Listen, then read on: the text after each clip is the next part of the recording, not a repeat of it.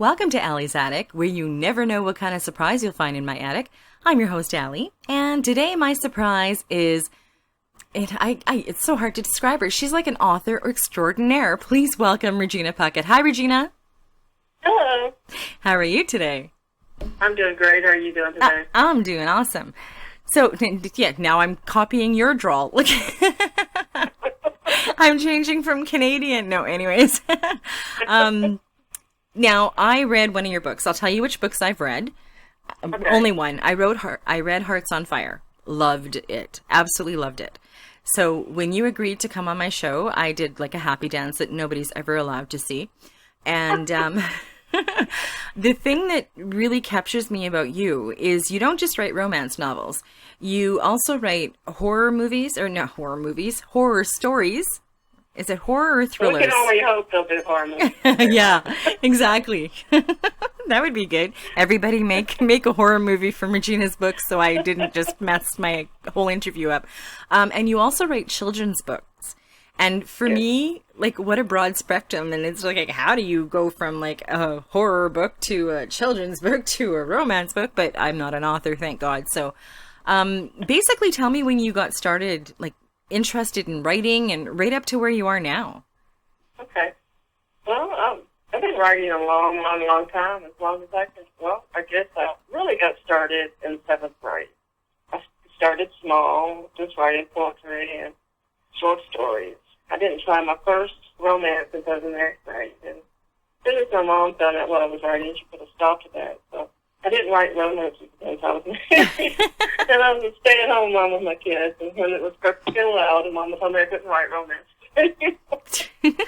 So I felt that I was just terrible at it. I would send them in, get rejected, send them in, get rejected. And it wasn't until years later I really realized how awful they were. So I stopped. I didn't start college until I was 29. And both my children were in school, so during that time, I was kind of busy with college and children, and I stopped writing for a while.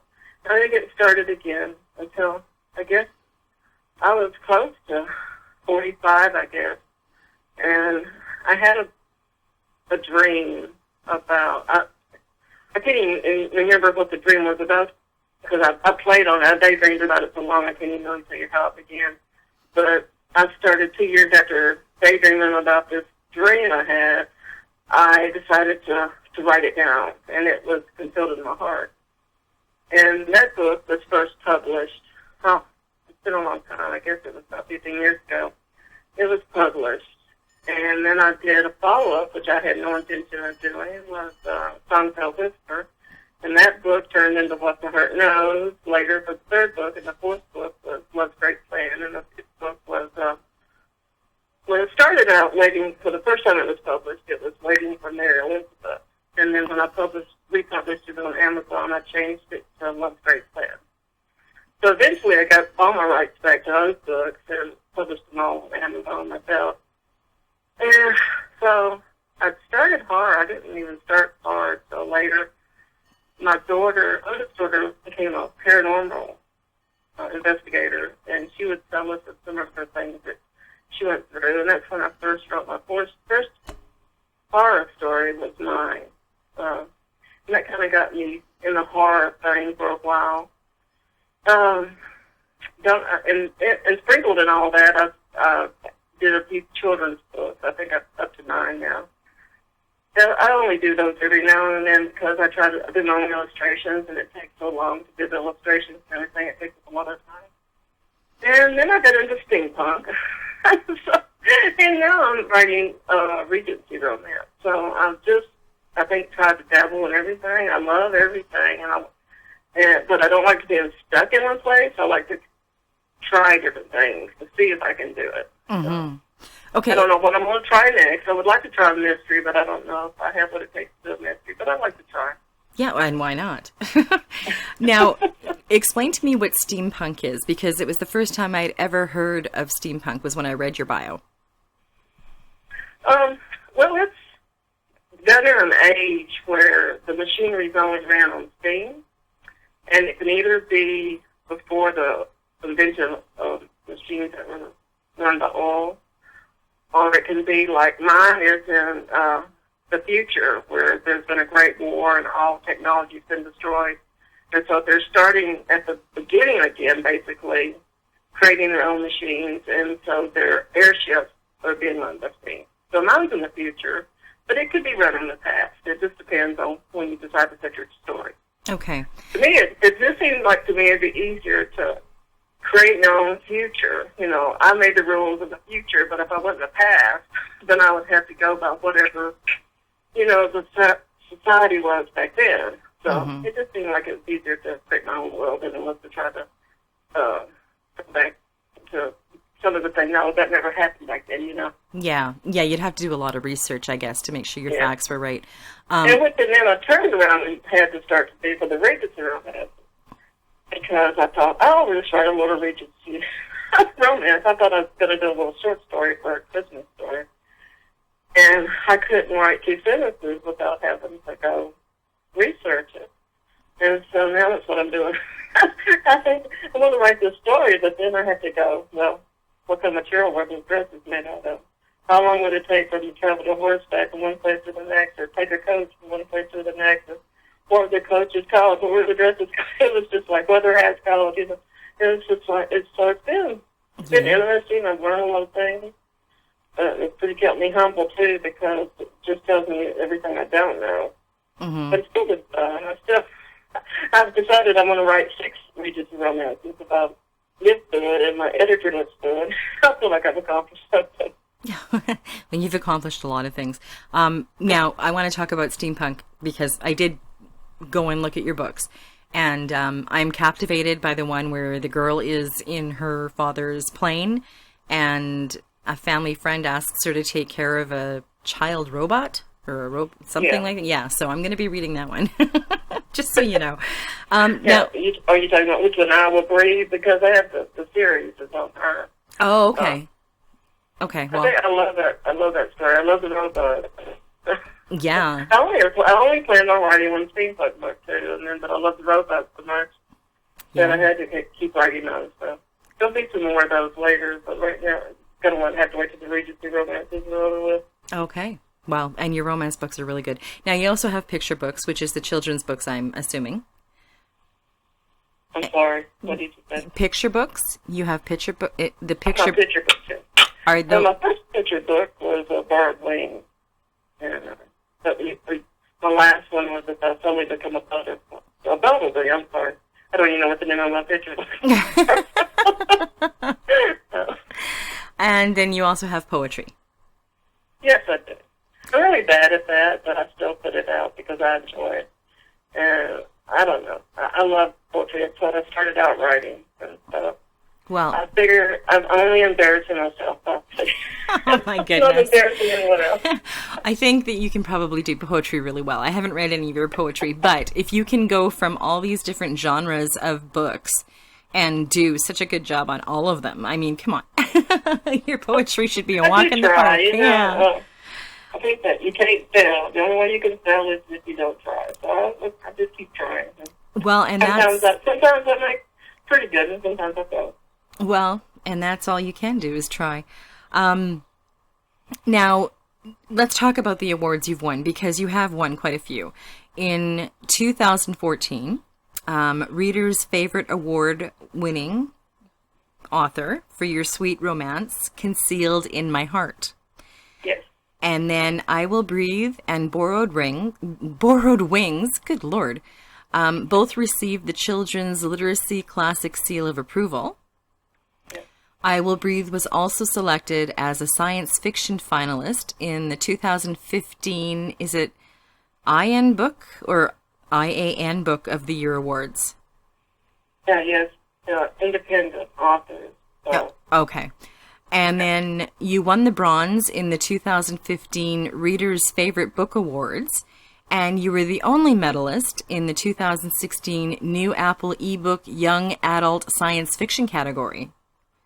Yes.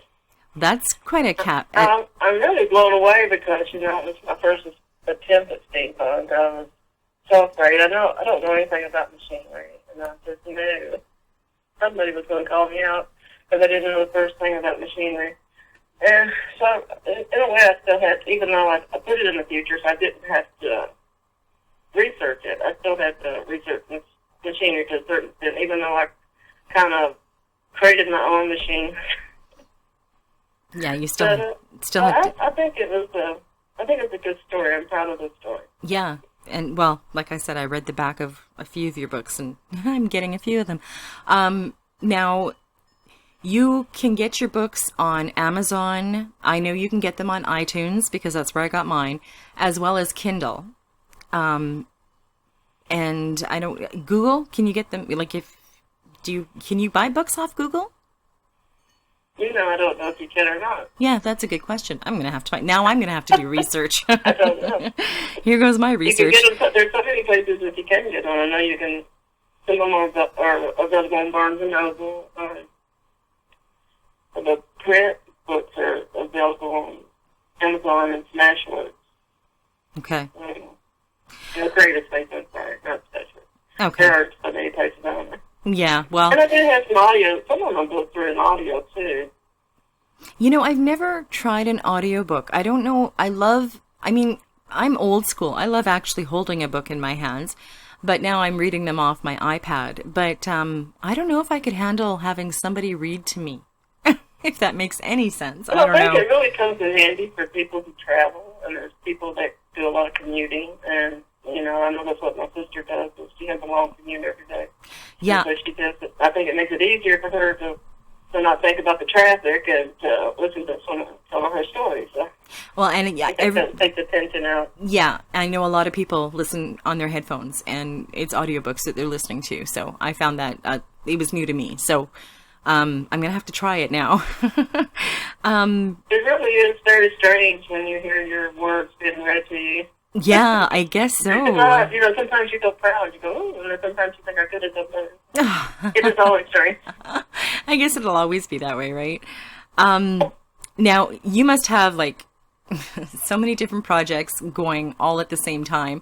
How do you transition from a children's book into horror, and then from horror into romance, or vice versa? Or, how do you must have the most vivid imagination in the world. Well, I just do the story as it comes to me.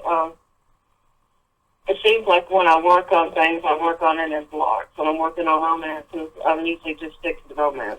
Now, I have done a few children's books while I'm working on the romances, but usually the horror I do by itself, because it's its own genre, and I think it takes you to a different place, and you have to be in a different mindset. Yeah. But and they don't come as easy to me. I like for my horror to have a surprise ending. It's really hard to do, and so they come to me in spurts. So, I haven't done a lot of them, and they're usually just short stories. I wish I could do a longer horror book, but I did not. I co-authored a couple of books with my daughter, Charity Parkerson, and we did a little bit longer horror books, but it's because I had her help to keep the story going. But my horror stories are usually, I guess, maybe, I don't know, they're short with me. Ah, okay. I don't think I could write it. Maybe I don't like to be in that place for very long. Yeah, that might... You do have to be in a different mindset. Yeah, that would be it. I don't think I could read it or write it. Yeah. But then I have... My brother is, a huge horror, Dean Koontz and all of them. And he's huge into reading those. And I'm no, you can keep those. I'm a big Stephen King fan, but I have times when I can read him and sometimes I can't. And if I read too much of him, then I start to wonder about his mind. Yeah. I don't know if I just want to know him personally. Yeah, you know what? I know, but, it's hard to be there to think, such thoughts and to go to such dark places. But I just don't want to stay there that long myself. Yeah, and I think that's what it is with me, too, because when I was younger, I used to read every Stephen King book I could get my hands on, and I did okay until I saw his first movie. And the movies are nothing, they're not as good as the books, but I started having nightmares, so I had to stop. Yeah. I just stopped reading, and It does take you to a strange place, so I can imagine his books are so long, how long he has to stay there. Yeah. So, I don't know. That's, yeah, I don't crazy. know how he does it. No, I don't know either. It's one of those mysteries we'll probably never find out about, unless he decides to come on my show and share it, but I don't know. Well, if you had any advice, Regina, to give any new authors out there that are starting out, what would your advice be to them? My advice is just never to give up. You know, you're going to keep, I cannot tell you how many rejection letters I've received. And there are times I did give up, and ashamed of myself at the times I did, because I think I could be so much farther with my dream if I hadn't spent many years not writing. I know I received one rejection letter that told me that my story didn't have a plot. And I just let it go to my heart, and I just didn't want to write for a long time. And I thought if I had just listened to her, you know, this is somebody trying to tell me something. And instead of, because, you know, not much rejection letters are just form letters. They don't tell you anything other than they don't want to buy your book. They don't want to publish your book. And so she had actually taken time to say that what she thought was wrong with my book. And if I had listened, I might have improved. But what I did, I got in a pout. I didn't write for a long time, and the only person I helped was myself. So my thing is just, if you want to write. Don't listen to someone telling you can't write. Mm-hmm. The more you write, the better you get.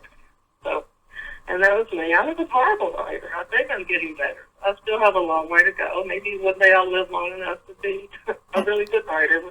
But you just have to keep trying. Well, you're very humble, because like I said, I have read one of your books, and it was so good. Okay.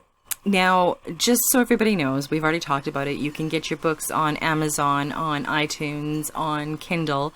Your website, Regina Puckett Books, you have links on there that will take you to where you can buy the books. And your website will be up on my website, so everybody will be able to find it. And I thank you so much for taking time out of your writing and your day to come on my show. It means so much to me because I am a fan. So thank you so much, Regina, for coming on. Well, thank you so much for having me. And thank you for joining me on Allie's Attic. Keep checking my website, because you never know what kind of surprises you'll find in my attic. Cheers.